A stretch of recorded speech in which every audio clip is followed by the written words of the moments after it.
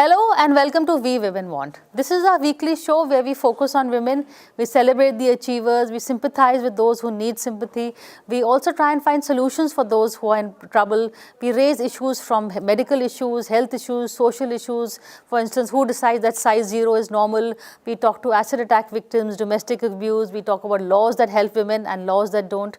But today I have with me a very special guest. I have with me Radhika Vaz. She is a face I think that most of us know quite well. She's a stand-up comedian and a writer, and good to have you on the show, Radhika. And someone like you, I would a career, a stand-up comedian. It's very interesting that you chose this as a career. So I would really love to talk to you about that. So I don't know if I chose stand-up or stand-up chose me. Like I feel like sometimes you look at it like that, right? It's like, did I make a conscious decision to do this? So I used to work in advertising. Tell us your story. I would love to hear that. So my first job was telemarketing. Second job was sales in hotels. And my third job was as an account manager in an advertising agency. And that was my longest job. I had that for many, many years. Okay. So always some kind of communication. If you look at the thread that's gone through my life, it's always been like communication oriented sort of, right? And when I lived in New York, which was when I was working for an agency in maybe like I moved in 99, 2000. So around that time, New York was, I thought, wow, I'm in New York. Now my life will just magically be so interesting and whatever. But it wasn't. It was actually kind of lonely and boring. So I started doing, I was like, let me take a class. And I always was fascinated by drama, by theater. As a kid, that was my thing. I used to do that in school. So I was like, okay, I'll do an acting class. And by mistake, I ended up taking what's called an improv comedy class. And that sort of just became, first I was doing improv comedy, then I started doing it a lot. I made friends over there. The moment you make friends in anything, it starts becoming more fun. And then you want to do more of it, just to hang out with them. And I just started meeting interesting, cool people that I wouldn't have met just in my job or in my social circle. And I think that really made this more fun for me, like a more engaging kind of an activity. And then just it took on a life of its own. I got into writing and I got into teaching improv. And then you've written a book also. I should have mentioned that. Unladylike a memoir. I love the title. Well, funny you should mention it. I've got your copy. Wow, thank you so much. I will sign this for you afterwards. Definitely. I know you've already seen the galleys and read it and everything, book, but yes. I wanted to give you a hard copy. Thank you. I'm going to love it and I'm going to keep it and I'd love to see what you will write. But, I've read the book, as I told you, and I just love the way you're so honest and candid. It's about your life. You relate in a very self-deprecating, humor is there, it's not easy, you've also been through your ups and downs, but you're not wallowing in pity. That's a brilliant... So, I think that's the point of comedy in a way. And I think a lot of people who take to comedy as a how shall I put, as a career, whether it's stand-up comedy or whether you're writing for film and television or if you're writing a book, I think a part of it is therapy. It is that let me look at this. And in fact, that's the thing with comedians. Like anytime anything horrible or embarrassing or just like cringy happens to you, usually my first reaction is, it'll be funny in the future. Like it's okay, whatever's happening right now is horrible, but it'll be funny in the future. So material, that's it. So I think part of it is, okay, great, we have material, but also, there's a reflection that you have to go through. And healing any kind of problem that you have in life, any kind of trauma, any kind of anything, it comes from being able to reflect on it and move through it. So in that sense, I definitely feel like focusing on what's happened to me in my life has helped me find closure. With certain things. No, you do take the everyday and you do try see the humor in it. But it's light reading, but yet there's a nice messaging also undertone. It's not, for instance, would you call yourself a feminist? 100%. I'm 100% a feminist. The funny thing is, I feel like I grew up in a time when, I'm 50. And I grew up in India, obviously, and I grew up at a time when we didn't all have the language for what a feminist was. Ah. So I actually had this weird idea of what feminists were, that they were, you know, women who wanted to kill all men and be single and never have beautiful clothes. Yeah. And I was like, There's a lovely phrase. What, older, angry and hairier? Yes, that's my show. That's my second show is called Older, Angrier, Hairier. By then I had fully embraced my feminist side. Okay. But I think that over time and as I got smarter and wiser and read a little bit more about feminism, I'm like, no, wait a minute. These are just regular women who are like, give us all the same breaks, don't treat us differently, give us the same jobs, pay us the same amount you're paying the guys. It's all about equality. So yes, I'm very much a feminist. I think everyone should be a feminist because, you know, we are equal. I mean, we are more women than men on the planet right now. Correct, yeah. So all we're saying is be equal. I mean, Yeah, being a feminist, that's it. there's nothing more to it. But, you know, there are the expectations. I mean, yourself, you know, you married into a, you know, your family is a traditional Jat family, Yes. I assume. Then the other expectations of being a woman is, you know, a woman means that she has to be a mother, she has to be, you know, have a certain kind of traditional career. Yeah. So you crossed all those glass ceilings. Yeah, I think for me the biggest one was not having kids, to be honest. I wanted to ask you about that. Yeah, I think for me the hardest decision that I had to make for myself was to not have a child. Because I do very frankly believe that I got married because it was an expectation. From society, nobody else. Like my parents were never the type of people who were telling me to get married, and I don't think my husband was trying to marry me either. I kind of like browbeat him into it. Yes, I say it in the book. But I felt that that was very important for me as a woman, you know, being married. I am a married lady. Like it was very important for me to present as such. And then after I got married, I realized that it kind of didn't change anything. Grass is greener. The grass seemed a lot greener back there. But more than anything else, I think it taught me one lesson. And the lesson it taught me was that I need to now make decisions for what I, in my gut, feel is important. And the next choice that I had to make was, do I want to be a parent? Yeah. And I very strongly did not want to. And I don't think it's for everybody. I don't think we live in an agricultural society anymore where the point is to have lots of kids to work on the farm. Like that's not where we are today. So I think that for most of my friends, many of my friends have children, many of my friends don't have children, and many of my friends are single, male and female. So I'm lucky to be exposed to that type of a society that I could actually just stop all, you know, put the brakes on and say, wait a minute, is this what you really want to do? Because you can still backtrack out of a marriage. You can't really backtrack out of parenthood. Correct. So I said, yeah, maybe that's not for me. And it's not because I have some great career. It's not because I have a difficult career. There are many of my friends who are comedians, women who are also moms. And they have rip-roaring careers. It's nothing to do with that. It's a choice that I believed I could make. And I'm very lucky that that choice in the end was supported by those around me. And, you know, even if it hadn't been, I would have still made that choice. Not all of us are cut out to be married, and not all of us are cut out to be mothers. No, but yet, you know, in spite of how emancipated society is, and, you know, you talk about that in your book also. Yeah. Movies with the message that show women, you know, it all ends up with a happy ending, which is marriage. Happy ending is equal to marriage. 1000%. I mean, we were just talking about that, and I say it in my book. Pretty Woman ends with her marrying Richard Gere. Happy ending. Thelma and Louise ends with them diving off a cliff and dying because they left the men that they were with. So I feel like there's always been this thing in society where you will be happy and content if you do it our way. But I feel like that's changing too, isn't it? So how is this, you know, initially, you know, okay, you're lucky that in your immediate circle people supported you. But, you know, there is pressure from society, that especially the decision not to have a child. That's like a huge one. How did that, you know, the reactions that you got? And how did you deal with them? I think the reactions I got were the standard reactions. You know, you should, you must, you'll be very lonely. Think about how you'll be in your old age. That's a good one. That's a favorite one, right? If everything else fails, like you're going to die alone. Insurance policy chahiye. You have to. And I think initially I dealt with it very badly. I was so conflicted, and I would keep telling my husband, why can't you tell them that you don't want a kid, and why are you putting it on me and everything? But really it is up to the woman. It is our choice. If husbands want to have a kid but you don't, it's your body that carries the child. That's up to you finally, you know. So finally I had to basically, as they say, grow a pair and be like, okay, I don't want to do this.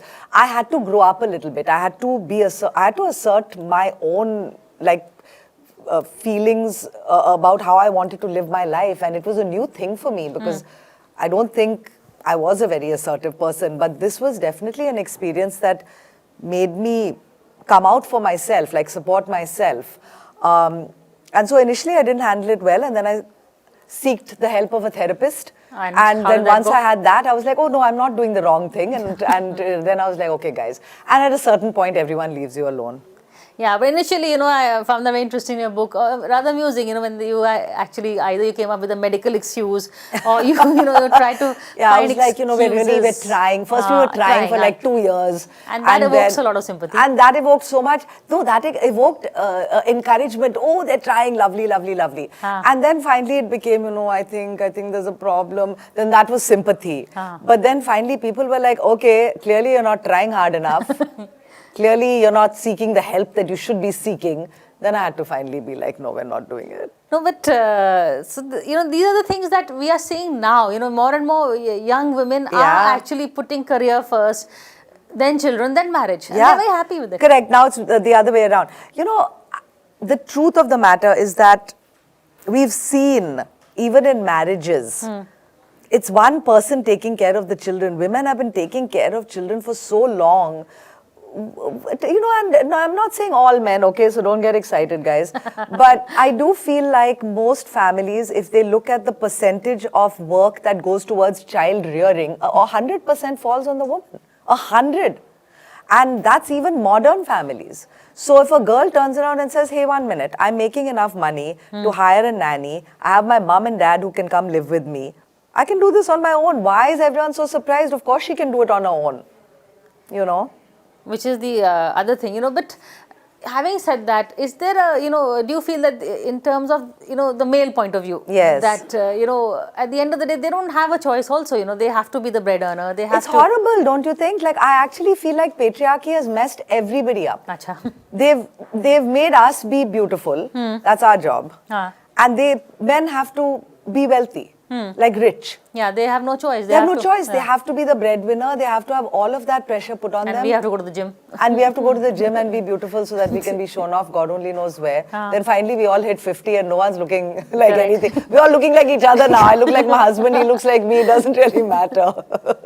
But yeah, there is a lot of pressure on men. It's called toxic masculinity, right? Like there's now language for that, where men aren't allowed to have emotions, they're not allowed to feel fear, they're not allowed to have any kind of crisis because they have to be the protector, the hero of the family. No. Like, let's all be, that's why I'm saying, let's all be equal. Let the women also bear some of the burden so that together we can all just be happier people. Wow, that's one way of putting it. Right? But, you know, okay, so being a woman, is there more pressure than a man in a stand-up comic this thing? Or do people look at you differently? Do they expect that there's certain topics you will do or you won't do? Or are there any? Yeah, I think, you know, so I've talked about this before, and I always feel like there's just different expectations on men and women no matter what job we do. And I think all of the inequalities that follow women around follow us into anything, follow us into any job. It probably follows you into a job, it follows your camera people into their job, it follows your producer into hers, it follows me into mine. Right. It's the same stuff. So I definitely think that there are certain topics that make could make a crowd a little uncomfortable because a woman's talking about it, whereas a guy could get away with it because in general we've let men get away with those things up till now.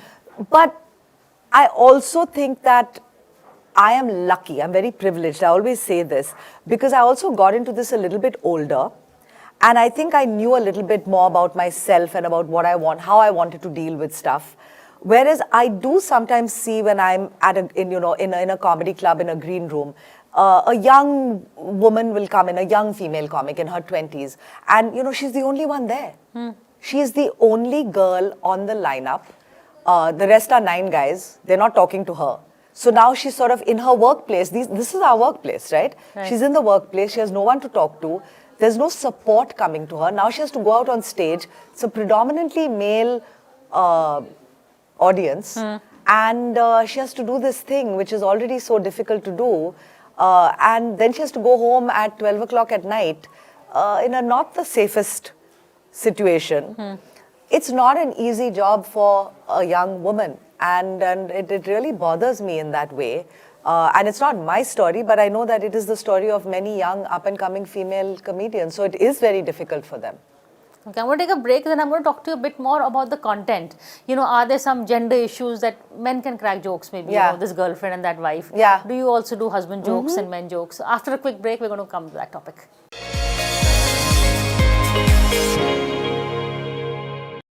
Hello and welcome back to We Women Want. We're in conversation with Radhika Vaz. She's a stand-up comedian and a writer. In fact, she just given me a copy of her book, Unladylike, a memoir, which I recommend very highly. It's very readable, and it's great fun actually, just like you. Thank you. So, but you know, we were just talking about content, about being a woman comic. What about content and gender? How do you handle gender issues? Is that a large part of your show? So, you know, I think initially when I started writing material, I was I was unconscious of that because you're just writing whatever you can think of, you know. And I guess as a woman, I'm always going to, not all women, and by the way, I have a lot of friends who do what I call observational comedy. So it's their observations of things that are happening outside of themselves. Political comedy, politics, whatever.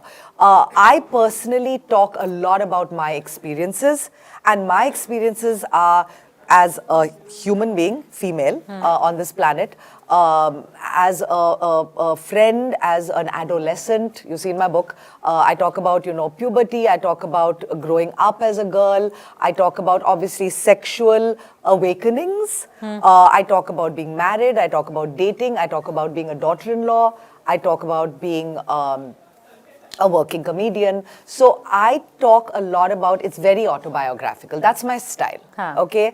And I think what happens is it's not a conscious choice that I am going to talk about being a wife in a sort of like this sexist world. It's not a conscious choice, but I do end up talking about things that have affected me, and I do find that a lot of women relate to that because it's the same thing that's affecting them. Yeah, it's everyday life. It's everyday life. So I definitely think my only show, Older, Angrier, Hairier, so I had a show before that which was called Unladylike. Okay. And the second one was Older, Angrier, Hairier. I'm working on my third show right now. But Older, Angrier, Hairier to me felt like a bit more where I was very conscious of talking about issues that I would say other feminists were looking at. So I talked a lot about the issues of age for women. I talked a lot about how, you know, women are expected to be the keeper of everything domestic. And a couple of other topics that were very firmly rooted in feminism and womanhood. But now my material tends to be a little bit more just straight up my experiences without necessarily taking a feminist lens. But the only reason I think is because I'm so confident of the fact that no matter what I do, I'll always come at it like a woman. Because I am a woman. I am female. So that's my gaze. So I don't need to add anything on top of that to prove anything to anyone, you know? Fair enough. Are there some topics that are a no-go? For me? For you? I personally don't enjoy making fun of anybody. Okay. I like to be the butt of my jokes. Which is what I saw in the book. Yeah, also. I love that. I'm like, this is the easiest place to go. And I don't want to make fun of somebody's physical appearance or their, their religious preferences or anything. I just find that to be a little bit of a low blow, and also it's too easy and it's not funny. It's more you're making fun of, doesn't mean it's funny. So that's the difference in the comedy. Yeah, I think that's the difference. And having said that, I don't think other comedians need to, like, I'm not going to be like, oh, she shouldn't do it or he shouldn't do it. I actually think comedians should be able to do whatever they want so long as they're being funny. I don't take offense to a lot of things. So that, people have raised things with me and said that, do you think so-and-so should talk about, they're making fun of trans people, or they're making fun of women. Some guys go up on stage and make fun of women. I'm like, look, they're allowed to do whatever they want. If they're not funny, no one's going to laugh at it. Correct. So let's just, that's sort of the litmus test, But I personally feel like, again, politics, a lot of people ask me about that. I don't do political humor, not because I'm scared or afraid or anything. It's just not my thing. I was never a girl who, read up a lot about politics. I read about situations that are happening across the country. I'm aware of what's going on, but it doesn't translate in my body into comedy. For me, what translates into comedy is, oh, I had this situation the other day. How can I mine that for comedy? That's sort of where my mind goes. I've not trained my mind to go in that direction. It just goes there. So that's where I go. Do I read about politics? Do I read about issues? Yes. But do I feel like I need to do comedy on that? I don't. I have friends who do, and I'm very happy I have those friends, because we need that too. That is true. But situational stuff, you like I said, like you also said, that you make yourself the butt of the joke. The butt of the jokes. Yeah. So how does that work, with your family, with your friends, with your husband, in terms of... Look, my husband's got a great sense of humor. So that's the only time I'm ever saying anything nice about this guy in public. Let us record this moment. Yeah, he does. I mean, that's one of his more attractive features. He does have a great sense of humor. So I think he gets the joke. He also understands what comedians do, that it's a job, that it's jokes that we're making. And he also realizes that I will mind my personal life for humor, and, he's part of it. And I also think he knows I know where to sort of intuitively draw a line. Does everyone feel that way about me? I don't know. I think my in-laws have sometimes been a little bit like, but overall... That look was a good look. Overall, I think they've been very patient and very sweet, and they sort of like, okay, all right, she's different. So, they tolerate me.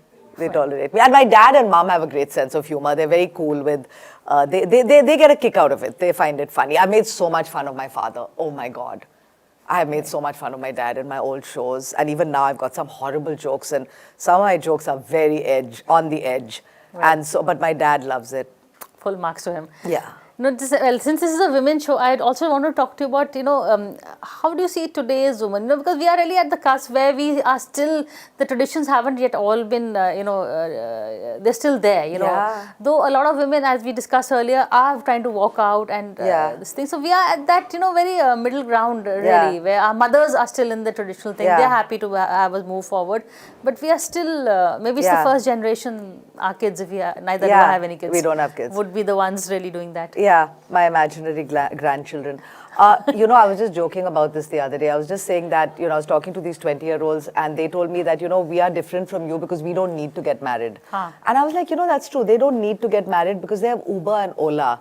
Because if you think about it in the 90s, and you'll see what I'm saying, if you could get picked up from a location of your choice and then drop back after the nightclubs at 3 in the morning in safety, you were set. That's 90% of the reason most of us got married here. We needed transportation. These girls don't need to do that. They do not need to do that. I think that there's something to be said for technology and the way things are moving.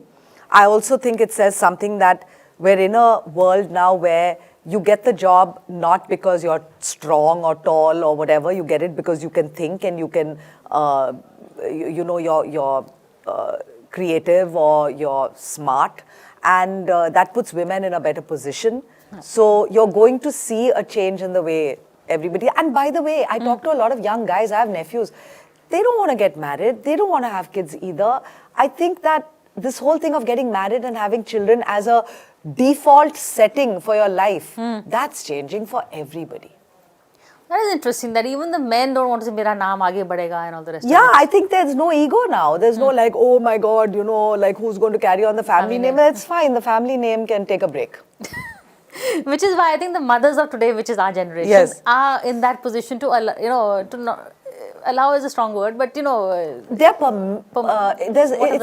a they're more okay with it. permissive generation. Ours is a more permissive generation as parents, I think, and that is why their children and then their children's children are going to be have more freedom to make choices. They're not going to be told what the right thing to do is. I had a very interesting experience, and this is like not necessarily 100% related, but I was having dinner with a friend of mine, and they are 3 generations living in the same house. Wow. And her son started fighting with her husband, which is my very good friend, meaning he's our age, son is 18, and the grandfather was sitting next to my friend.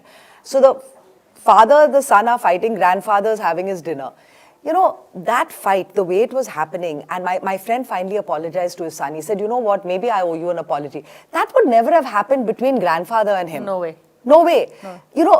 It's already, I was just watching this and I was feeling, wow, that's already changed. You already have this very sensitive man raising another boy and saying sorry to his child in public.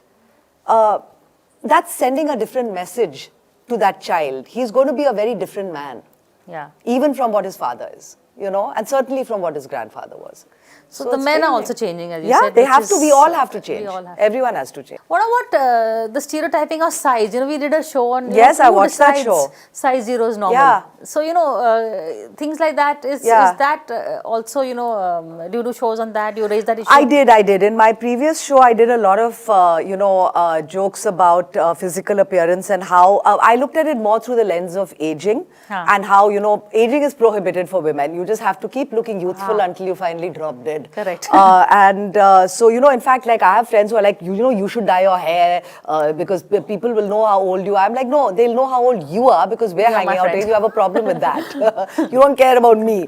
So I just feel like it's in the same realm, You have to be this size, your hair has to be this color, your skin has to be that tight, and otherwise, forget it. So I do think it's very strange. I also think it's so manufactured. And it goes back and forth, right? First you have to be skinny, now you have to look like Kim Kardashian. Now she's losing weight, so we'll all have to go back to being skinny. It's very confusing.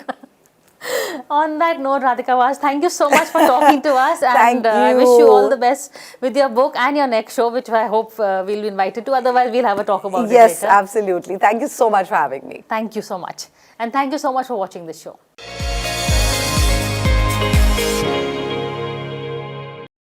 For more such videos, subscribe to the NewsX YouTube channel, hit the bell icon.